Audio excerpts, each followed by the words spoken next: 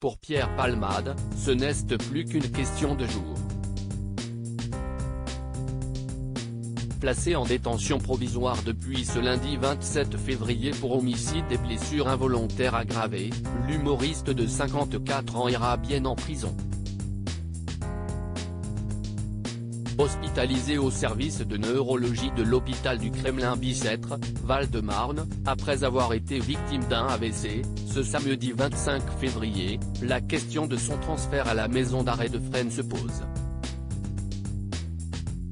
Dans un communiqué de presse relayé par Le Parisien, le procureur de la République de Melun a répondu aux interrogations sur la compatibilité entre son état de santé et les conditions de détention.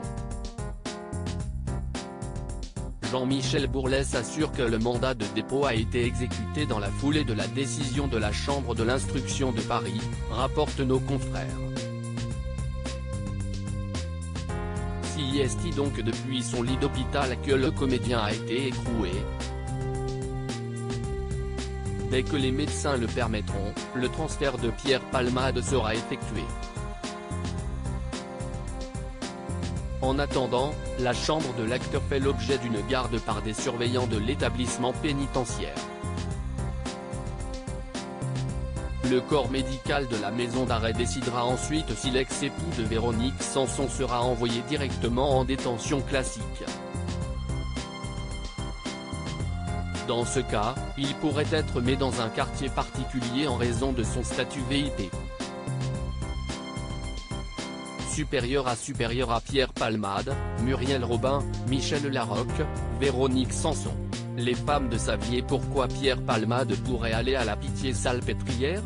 Une autre option pourrait être envisagée selon son état de santé, le transfert vers l'unité hospitalière sécurisée interrégionale, USI, de la Pitié-Salpêtrière, à Paris qui reçoit les détenus de Fresnes nécessitant des soins pour de lourdes pathologies. Ou alors, Pierre Palmade pourrait être admis à l'aile médicalisée de Fresnes, un espace où l'on prend en charge les prisonniers pour des soins plus légers, type post-opératoire ou rééducation, précise nos confrères. Pour rappel, Pierre Palmade a fait 3 blessés graves et provoqué la mort d'un bébé à naître de 7 mois en percutant un véhicule en Seine-et-Marne après avoir consommé de la cocaïne, le 10 février dernier. Depuis le soir de l'accident, l'ami de Muriel Robin est visé par 2 autres enquêtes en parallèle.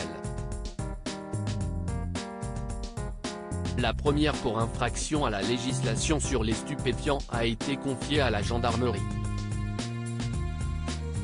La seconde pour suspicion de détention et diffusion d'images pédopornographiques par le comédien.